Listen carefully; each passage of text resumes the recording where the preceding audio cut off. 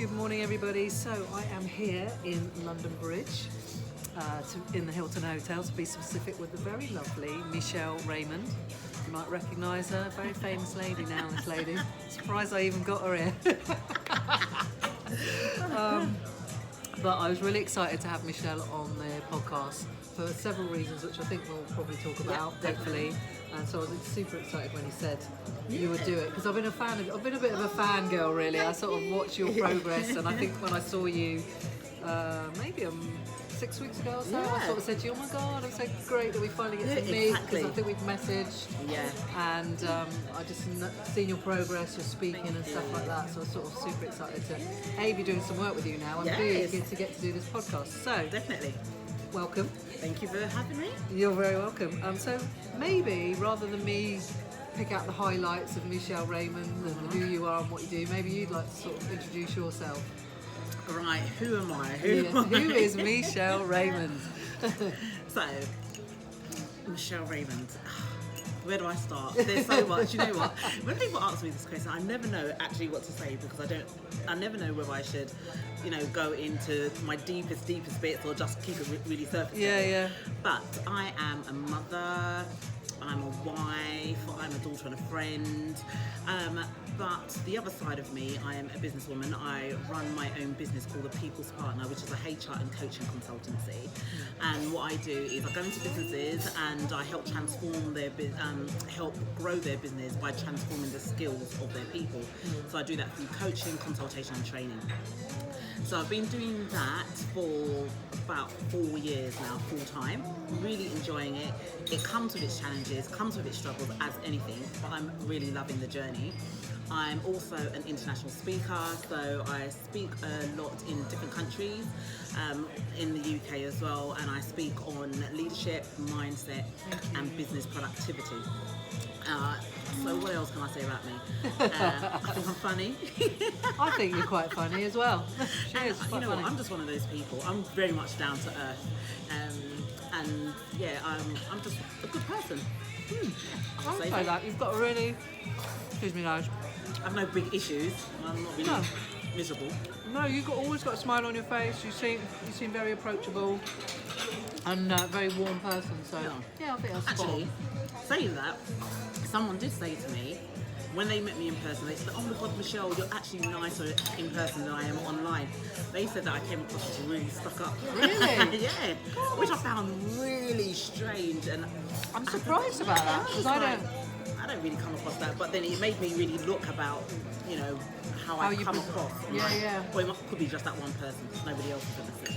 No, I think, well, you come across really well, and obviously that's how I initially got to know you, and I felt sort of drawn to you, because I thought, you look really, sometimes you just look at someone, don't you, and just think, oh, I really like the look of that person, they've got a nice face or a nice smile or whatever, and I think that, for me that was it. And then I've obviously seen some of your videos and stuff, and I just thought, oh, this lady seems really nice. And then when I met you in person, I was like, yeah, bang on. My perception was right, so maybe she was just a one-off. A one-off, thank God. So you're obviously doing lots and lots of things. But the first thing I just wanted to talk about, obviously, the podcast is called It Starts With You. Just angle that, right? It starts with you. So when I say that, what does that mean to you? Obviously, I know what it means to me in the podcast. Yeah, for me, it means taking full responsibility. Right. So I am fully responsible of my success and my failures. I don't blame it on anybody else, because I always... And that took me a bit of time to get to be fair, because it's always just easier to blame the system or blame this coaching program or blame other people. Yeah. But then I had to think, what did I do in my own success? What have I done to create any failures, or not necessarily feedback, but any areas where I need to develop? So I always look at it like that. So I think for me, when it starts with you, it starts with you. Yeah. You're fully responsible for your outcome. Yeah, and that's... I don't think I even mentioned sort of to you what my thinking was behind it, and most people know that, or if they've listened to other episodes of the podcast, they'll be aware of that. But the reason I called it It Starts With You is because I believe 100%, we are responsible for what we have in our lives, where we are, what we've managed to attract. And that can be quite hard for people to accept, even for me at times. But when we do that, it actually puts us in control and it empowers us.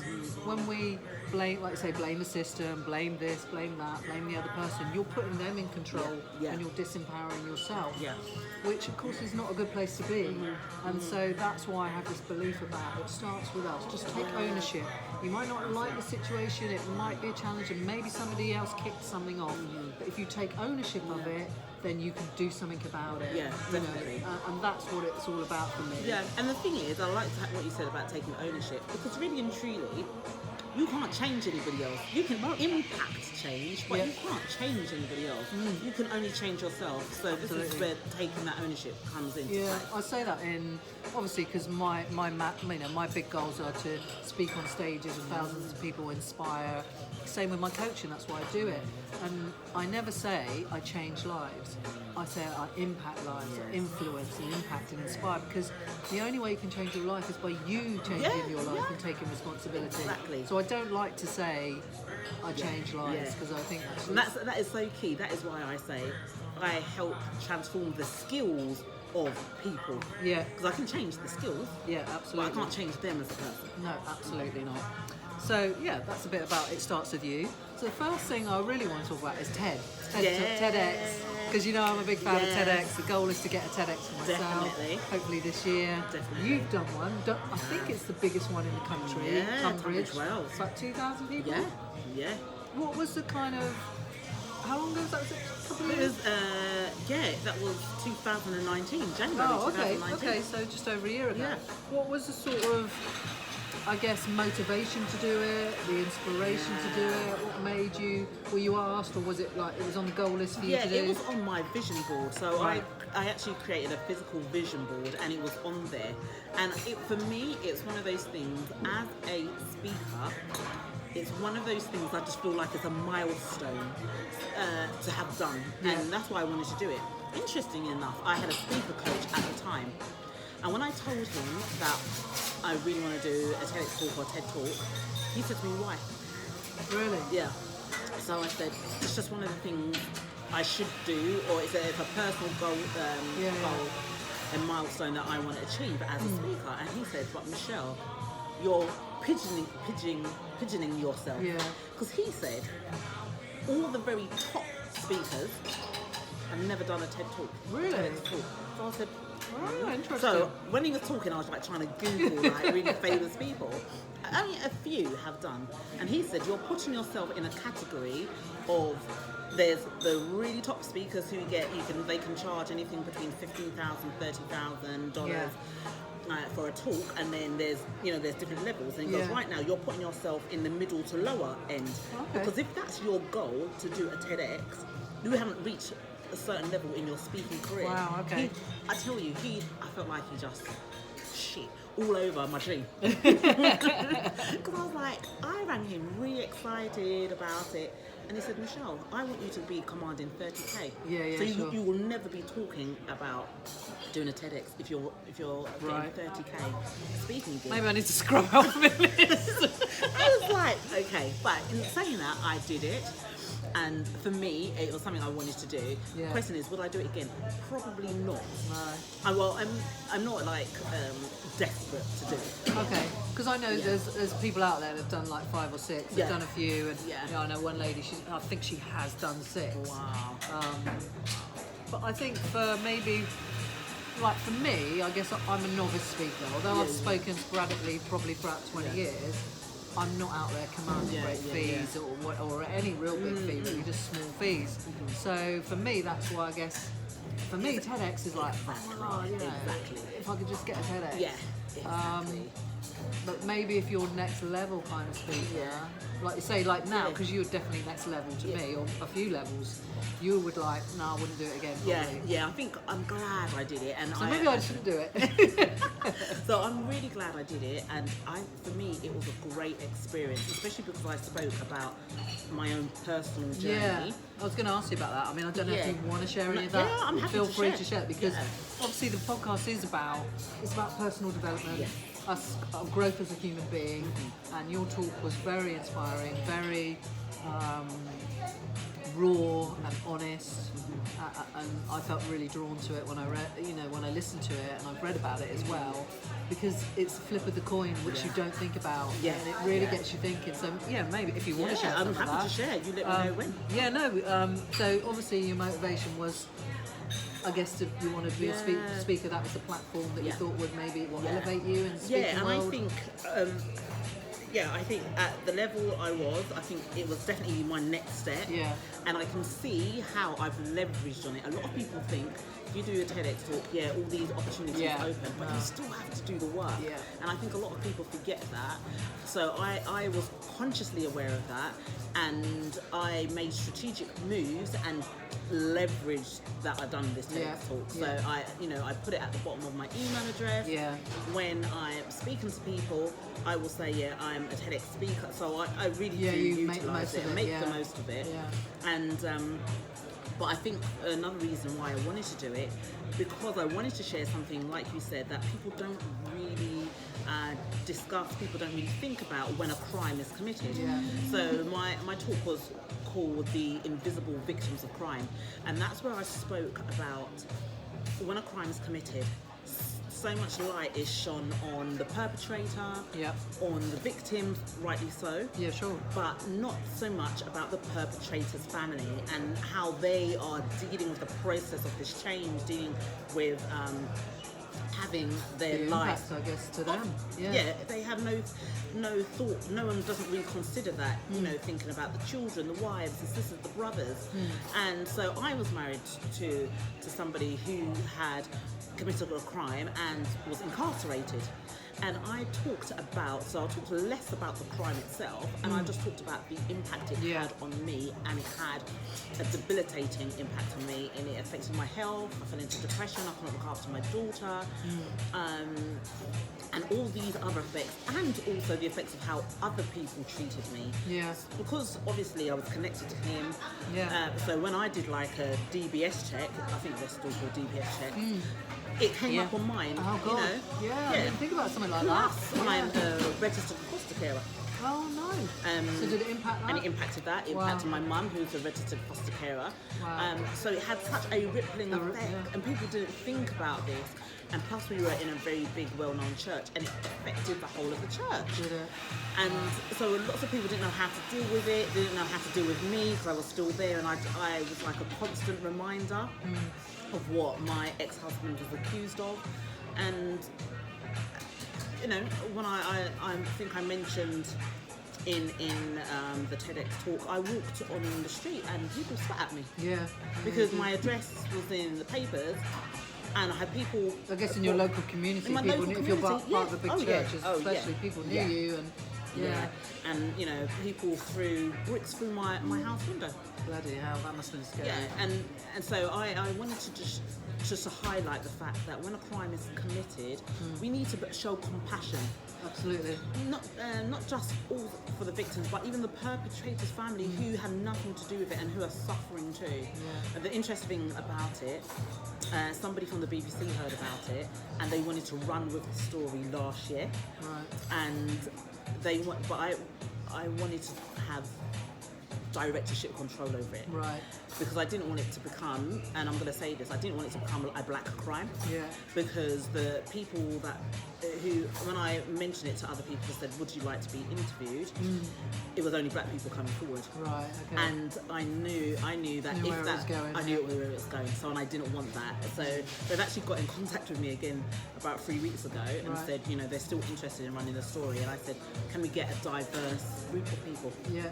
So it's about the story and not, so we're still in talks. And would that be from the point of view of the impact of the wider the family so of the perpetrators? Is that the angle?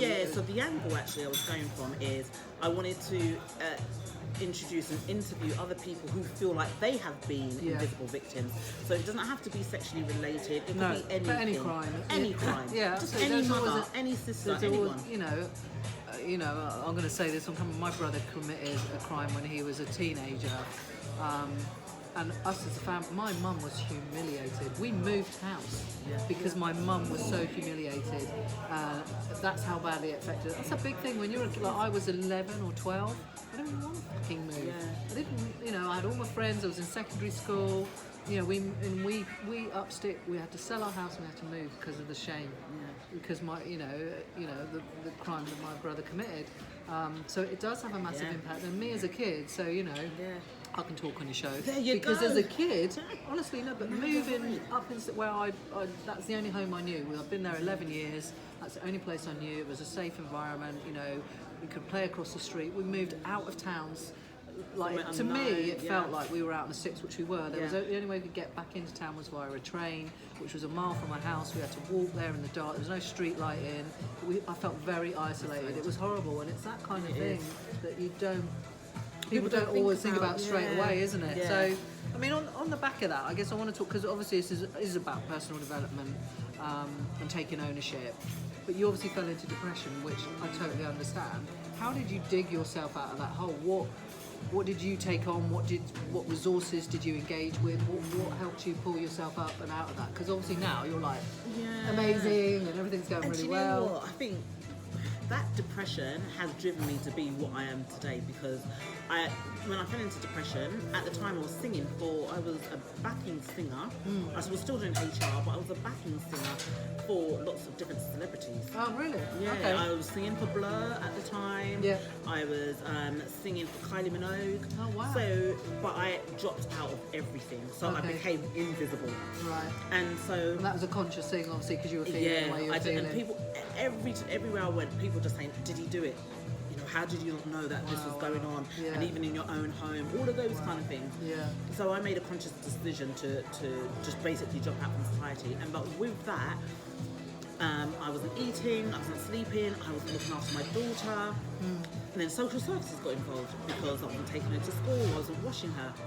And then they were saying that they will threaten to take her away because I'm not dealing with this. Wow, yeah, so I had that extra burden.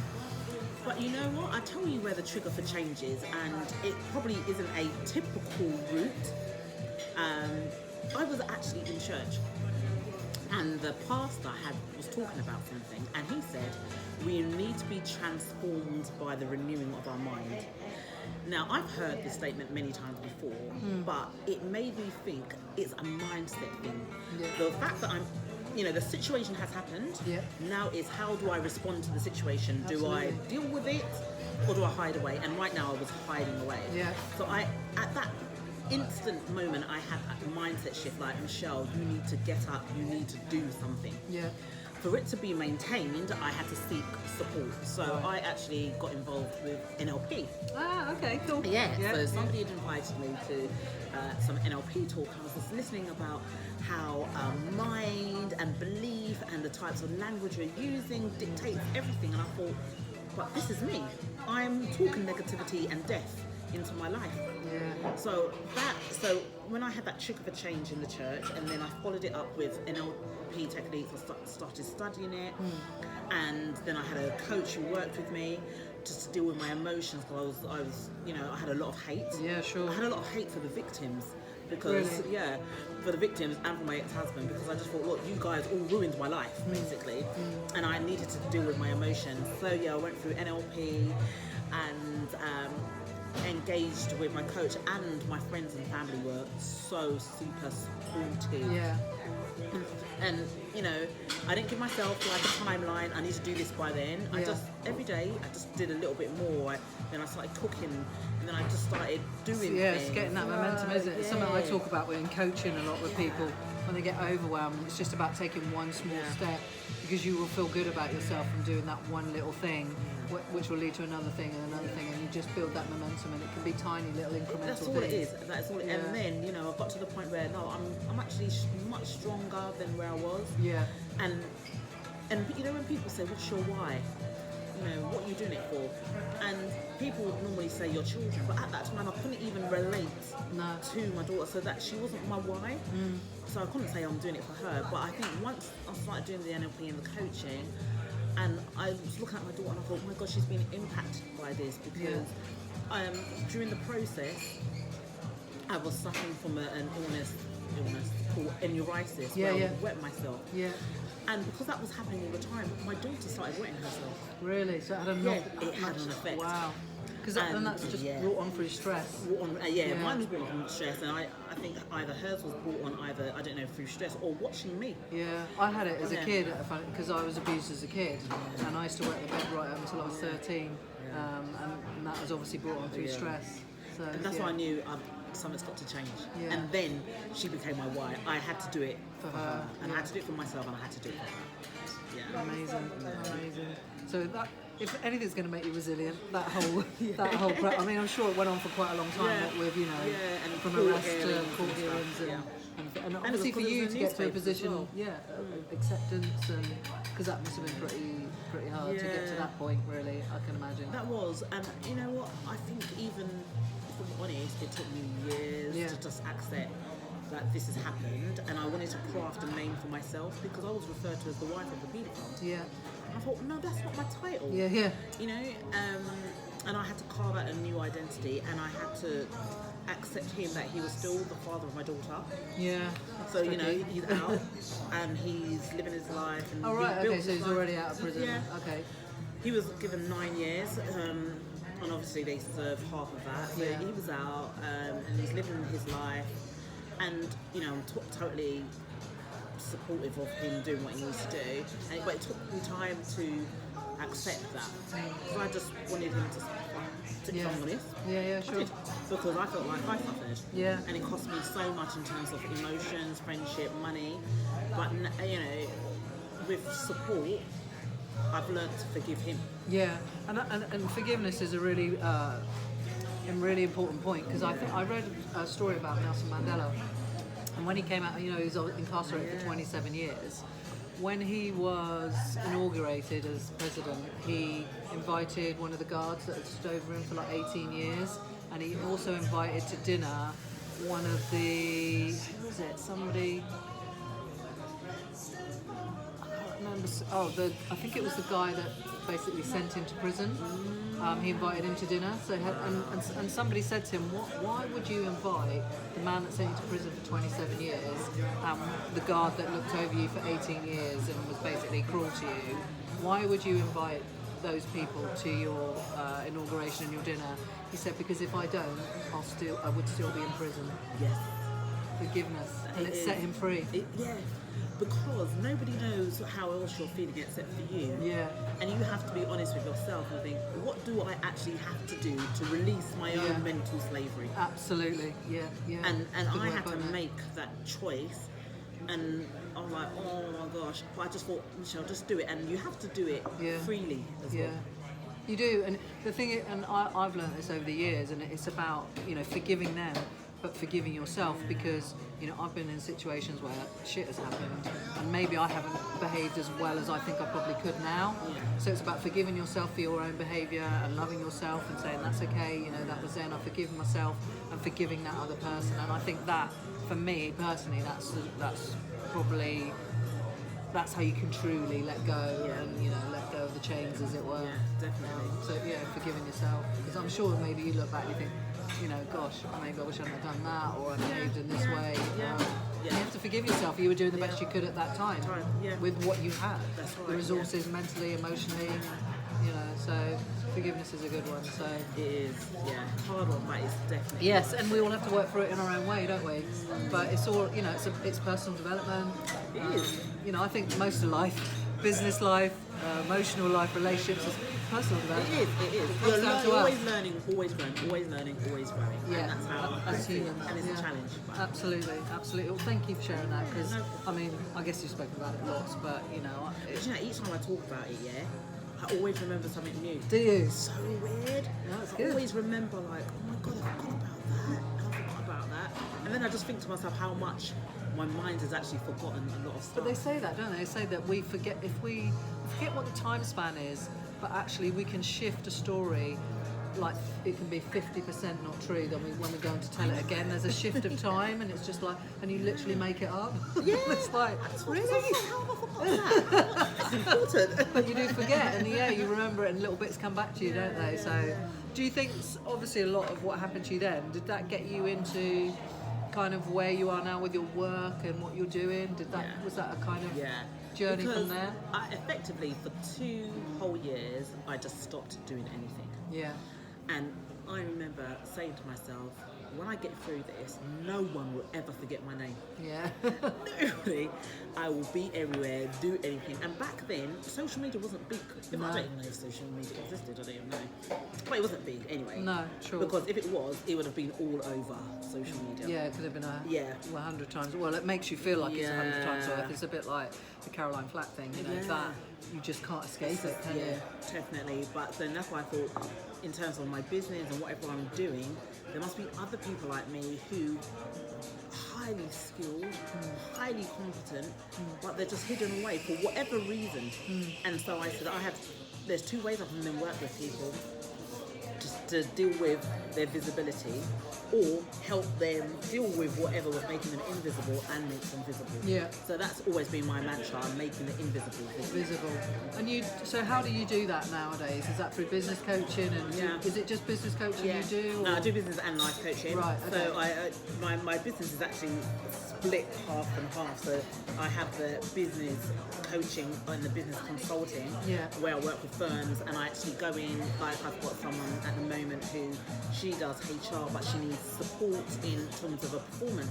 So they'll come to me and say, no, she's underperforming. But there's something going on why she's underperforming. Absolutely, yeah. And if she's underperforming, she's not being visible. She's not showing up in the best way. So I'm now going in and doing life coaching in a business setting. Oh, okay, cool. Yeah, because now I'm trying to deal with the underlying reason. Yeah. Is it a skill set? Is it emotional? What is it going on? Dealing with that, because then once we deal with that, she'll become what she needs to do. So I'm making sure I'm working with what's going on underneath. Yeah. Unlayering, delayering, absolutely. Absolutely. So do you enjoy that? I mean, because you've got many layers to you. You're obviously a coach, and I said that you do life coaching in business, but you've got the HR, you're a singer, you help people, become speakers. I really do. There's parts of my business I like. I do HR because I can do it, but it's very, very static. It's so policy driven. It's legally driven. So I can't put my stamp on it. No.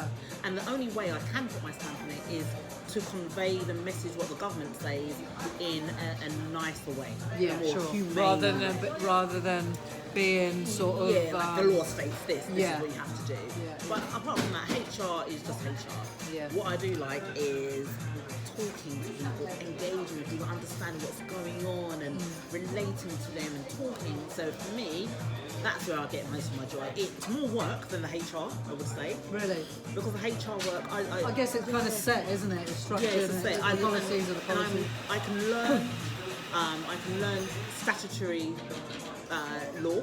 I can internally get it, and I know how to then regurgitate it in a way that people understand. But it's not interesting. It's not. It doesn't make I don't jump on my back thinking, oh, HR. But if I know who does, who does, and people don't even like HR. There's probably someone. It's not us. But I like when someone says, oh, Michelle, I've got this idea, I'm going to run it past you, and we just say, let's make it happen, let's do this, let's do that. And I think we're in it together. Yeah. I love that. You love seeing people get wins as well. Yeah. Everything that you do is ultimately, I think most of us, what we do is giving something to someone else. It's helping other people, even with your singing. Because that makes people feel good. Yeah, music is the food of life. It is. It absolutely is. So maybe we'll shift on to the music because. I mean, have you always sung? Has that always been? Always, from a child. Was that in church when you were a kid? Always singing in church. I was in choirs, and then I joined an agency. So I've got like one agent that I work with, but then I've got some others who like pass me work. Hence why I've got Stormzy. Yeah, we're going to talk about that. Because obviously when that episode happened in your life with your ex-husband, you stepped away from singing and everything. How long have you been back in it? What was the steps in terms of your mindset and thinking, right, I'm ready to get back into this now? Because you obviously got a talent for it. You're working with Blur and Kylie Minogue and people like that. No, so how did I get back into it? So I started going back to choir practice. Yeah. And I've never actually been one of those singers who sing the vocal lead, so singing by myself. Yeah. I'm just more usually in the background. Sure. And I had to rebuild my confidence because I've been out of it so long, haven't practiced.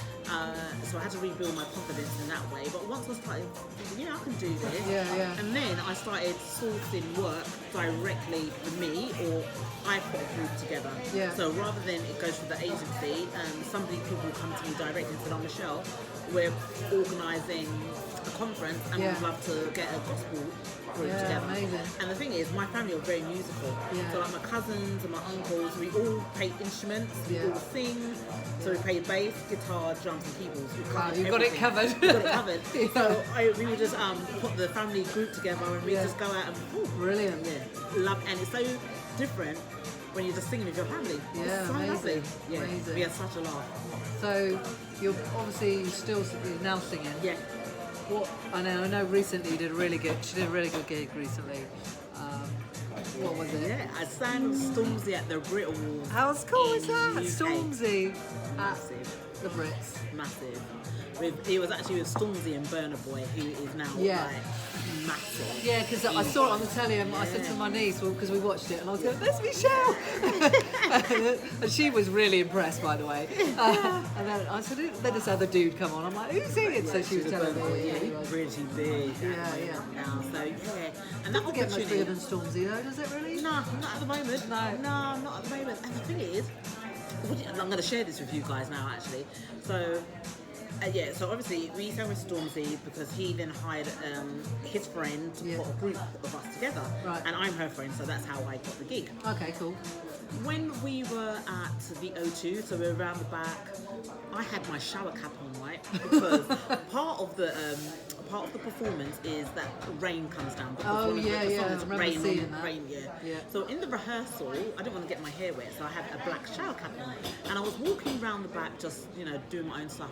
Then Tom Jones walked past me, and then he goes, "Nice shower cap." And I was like, "Oh my God, look at him, look at my shower cap, Tom Jones." And then, Brilliant. there was a guy there, and I was thinking, who's that guy? I know I've seen his face somewhere. Yeah. Is he not like a long lost cousin? Because we grew up, we didn't grow up together, but when my ex-husband was in the scene, he's his cousin. We used to go around the house all the time.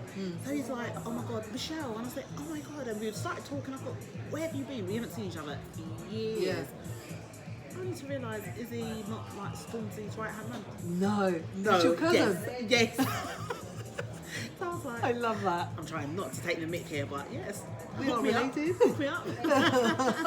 So did your cousin recognise you? Yeah, but he stopped me and he goes, "Michelle," and I was like, I'm looking at it and he goes, "Michelle," and then he goes, "You remember me?" And then I was like, "Oh my God," and and so obviously the connection is through my ex-husband, and because when I broke up with my ex-husband, I just cut off that side of the family totally. But as years go, we all forgive each other now. Sure. And so he was just saying, we were just catching up, and I was just telling him about my daughter. I said, "My daughter, she writes songs and she raps," and he goes, he wants to listen to some of her songs, and he was saying, "Yeah, me and Stormzy are like this." Amazing. So you got an in there for your daughter. That's right. What's one of the best things you've done then musically? What was? I think the biggest thing I think I've done, apart from Stormzy, is back in could have been early 2000. We travelled to Rome and we sang our World Youth Day with the Pope. Oh my God. Yeah, God bless his soul, dead now, but with the Pope. Now that That's for me pretty big, is isn't pretty it? big. Yeah, that's pretty and big. I had he was on the stage and we were behind him, and I thought, I'm just Couldn't touch him. to touch him. You'd get in trouble. Yeah, I know. You'd be in big trouble touching the And Pope, chopped wouldn't you? off. So Yeah, that's but pretty big. that was amazing. That's the biggest crowd. I think there's like over 10,000 young people travelled all over the world to be there to be with the Pope. So I think that was my biggest. More than claim 10,000 surely. to be. Yeah. How many were at the Brits? How big's the O2? That's big. Oh That's yeah, more so it's bigger than the Brits. Yeah. Yeah, I was going to say, because the Brits is... The O2 takes a lot of people. Yeah, I don't even So know how much. Yeah. World Youth Youth Day, thing was and it was tens massive. of thousands. It was probably tens of thousands Yeah. easily. Yeah.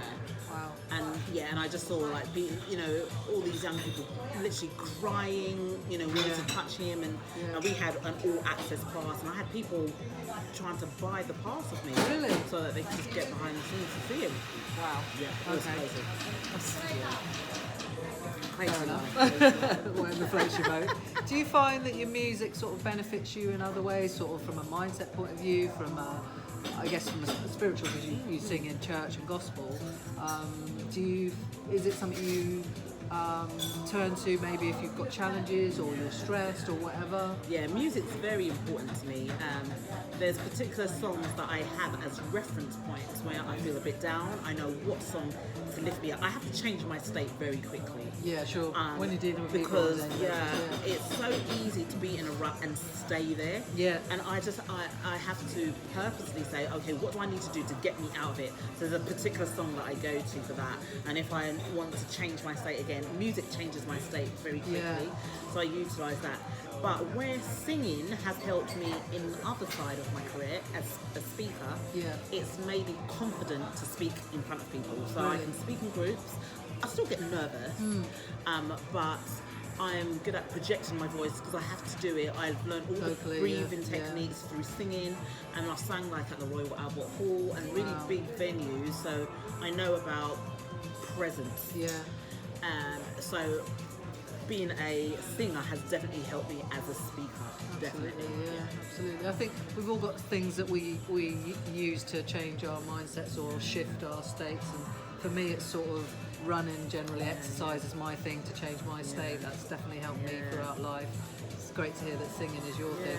But from a speaker point of view, I mean, obviously you're a great speaker. I've seen you speak and I've seen your videos and stuff.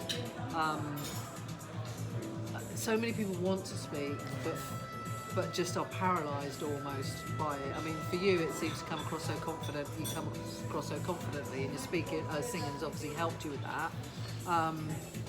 What advice would you have to be to any budding speakers out there that are nervous, apprehensive, but do want to put themselves out into the arena? Yeah, I think what you have to do, you have to really remember that it's not about you. Right. The fear of speaking is rooted in ego. Right. Yeah. Yeah. Because you think, what are people going to think about me? What if I make a mistake, or what if I, cock up my words? So it's always about you. Yeah. Which is an ego thing, and people see ego as a bad thing, but it's just a thing, isn't it? Yeah. Ego's just a thing. So when you start saying, okay, actually, the message I have to share is important. Yeah. The message I have to share is going to make an impact. And then if you don't share it, you're actually doing a disservice to others. Yeah. And we're living in a world where we want to offer a service, a great service. We want to help people. So if you have a great message, and you know that if someone hears this, it's going to make such a difference to their lives, and you don't speak it, you're doing a disservice. Yeah. So you're not even living your truth that you say you're helping people. So when I embodied that, I just thought, I can do that. I have to do it. I almost feel obligated to do it because it's my right and my responsibility to share this and not keep it to myself. Yeah, because obviously you help people find their voices, don't you? You're helping me. It'll be, it's a. And that deals with the fear. Yeah. It lowers the fear. So Yeah. it's not about me. So, and I always say to people, don't even try to be perfect. Just rock up and say what you have to say, because people buy into your heart. Yeah, sure. And people don't like perfect people. No. And it's very difficult to do any perfect speech. The thing is, I remember once I did a talk, I was due to do a talk, and I prepared, and even the day the talk was in the evening, all day I was going over it and over and over it, trying to memorise it. And it's just, I got myself in such a state, and literally like about an hour before I was due to give the talk, I just thought, I'm not doing it. Because I was so stressed, not the talk, but the actual speech that I'd written. I just thought, no, I'm not doing that actual talk because it wasn't really me. And I just went to the event and I just spoke from my heart about resilience, and it went down. I got some whoops, so that was good. So I just spoke from my heart in the end. So I kind of get that. Don't you think that we put too much pressure on ourselves? Yeah, it was all me. It was all me. Yeah. We do it all the time, and it's not even actually external pressure, it's internal pressure. Absolutely, and I think that's, you know, a lot of people that I sort of coach and things, they come to me with those kind of feelings, and we overthink everything and overanalyze things. I think it's just a natural human behaviour, and it's just, yeah, we do put a lot of pressure on ourselves to be perfect and to get it right first time. Yeah. And actually, like whenever I think I've gone to see a talk or anything, when someone cocks it up or makes a little joke because they've got something wrong, you're more engaged, aren't you? You're more engaged with them, and you're more with them because you're like, okay, come on, you got this. We're you human. Can do, yeah, we're human, and you're more drawn into it. Yeah. So, you know, you sharing that message to your clients and that, I'm sure that benefits me. I know for sure. Although we're at sort of early stages with it, but yeah, it definitely, you've kind of got to let that shit go. Sorry about the noise, guys. Hopefully you can hear us. So, I mean, from a mindset point of view and a personal development point of view, where do you think sort of has been the biggest turning points in your life with that? Is it obviously the stuff around your ex-husband? Was that the biggest? It sounds like that was the biggest shift. Yeah, that was for you. the biggest shift for me. But I found that I have to consistently shift. Yeah, and that's what I was just going to lead on to that, Yeah. because for me personally and with my clients, I'm always saying personal development is a daily thing. It's like washing, it's like bathing. You can't just do it once and expect to be clean. And this is the same with your personal development. It's a daily thing. So you firmly believe in that as Yeah, well? I firmly believe in that, and I think every day I have to be intentional, Right. because I don't like to just. I very rarely just wake up and just think, oh, what am I doing today? Yeah. I have to be intentional, and I have to set the tone of my day and think, what do I want to achieve today? Why do I want to achieve? Am I doing it for myself, or am I doing it for others? Right. And I always start my day like this, and I want to get the best use of my time, Yeah. first and foremost. I want to respect other people's time, and I know that if I'm intentional about my day, it just reprograms my mind. Sure, yeah. Get that. And every day, because it's so easy for negativity, you know, like bleed traveling, in, it's yeah. so, it can come from anywhere. Just traveling into London today, or just watching people. I had there's people around, and because they never, you can tell the ones who haven't started their day intentionally. You know, they're just like looking for a fight on the train. I think the day's just begun. Yeah. What is the rest of your day going to look like? You know, because someone's just shoved you. They didn't mean to. Yeah, you know, let's exactly. just get on with it. So I just looked, and I just thought, I don't want to be part of that. Yeah, don't get drawn I in. have to just, or like we said, it starts with you. I have to take full responsibility and ownership of how my day is going to be. And I say more recently, so probably in the last year or so, I've got to this conclusion that I have to value me more. Yeah. I have to value me, which means I have to put me first. It might be a little bit more selfish, and I had some honest talks with myself recently, and I just thought, why do I do something? And I have an issue, which I'm going to share, and I've shared once before. I have an issue of being liked. Really? Yeah. And because I wanted to be liked, I would go over and beyond. Yeah. But it would cost At me your my cost. family time. Yeah. It would cost me my own emotions because I'm giving so much. And then I just thought to myself, what is the worst thing that happens if I'm not liked? Yeah. And I had to actually deal with that, and I had to set boundaries for myself, some new levels of standard, and say, no, Michelle, actually say, this is what you're going to get, and you cannot call me after a certain time. Yeah. If I'm awake and I want to send you a text, fine, but don't. I have to set some boundaries, and I found that quite hard. Yeah, it is. But I had to do it because I was just like, I had to get out of this bubble of, I just want people to like, oh, Michelle's so nice, like Yeah. Michelle. And actually, no, Michelle's running a business, and yeah, I am a nice person, but I had to move away from this being liked because it was now interrupting my own values. Yeah. So every day for me, I think every day can be a struggle for me, Yeah. but I'm learning to be intentional, Yeah, knowing why I'm starting my day. That makes perfect sense to me, because it's something I do personally and I share with my clients, is about setting up your day and making it intentional. Your diary is compartmentalised, Yeah, you putting said, those yeah. bits in there for you, for your loved ones, obviously you with your husband and your daughter, making sure all of those things are in there. Sounds a bit boring, But otherwise, life comes very fluid, and you get pushed and you get prodded and you get pushed here and there, and suddenly you're doing this for that person. And where's you? Where's your family? Where's your loved ones? So it's a way of setting up your day. I always look at my day the night before, how my day's been from that day and what I can carry forward into tomorrow, and then I set my intentions for the following morning. And then in the morning I have a set routine. And I'm a Gemini. We don't like boring shit. We do not. We like spontaneity. But what I've found is that it works. You know, if you set those intentions, those objectives, and you have these good positive habits, is what I call them, and you stack them up first thing in the morning, you give yourself the best opportunity to go out and have a great day, have a positive day. Yes, stuff's going to happen, but if you start right, you've got more chance of having a more positive day and carrying that through, and situations happen. You know, like I had an email this morning on the train, and I'm like, not what I want to really hear, but, you know, and I sat there for about 30 seconds and I was like, a bit irritated. I'm like, no, actually, I can't do anything about that now. You just got to, you know, your attitude to it, you know, it starts with you. Am I going to let this bother me? Am I going to let it ruin potentially a good chat with you and some work I've got to do later on?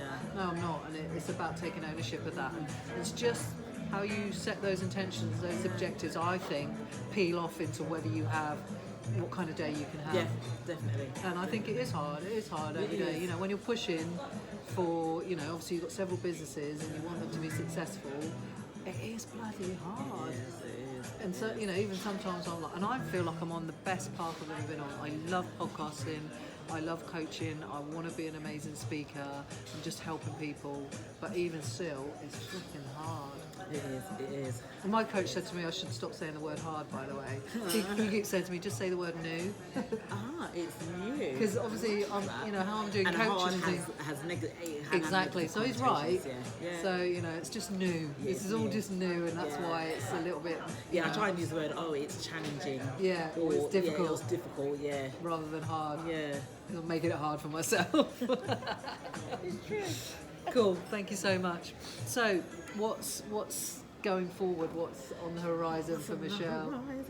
Well, I had big plans for January. Right. Some of the plans have been whitewashed. Well, this happens. This happened. So my big plan, I set in January, was to write a book. Right. And I was adamant that I'm going to write the book this year and I'm going to have the launch in October. Yeah. I even told people about this. But life happens, right? So it's not happening now. Life happens.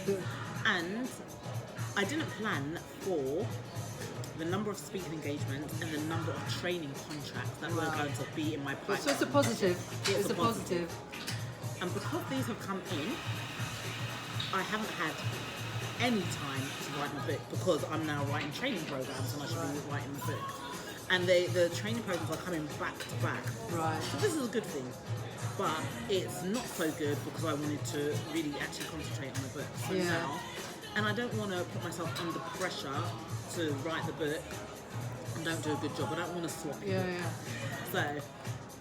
So my plans are I want to start work on it and pacing myself so I can release the book early next year now. Right, okay. Rather than trying to give myself a deadline for October. So what I'll just do these sort of quick cheeky questions. Yeah. So on the back of that then, what 4 things do you want to achieve by the end of this year?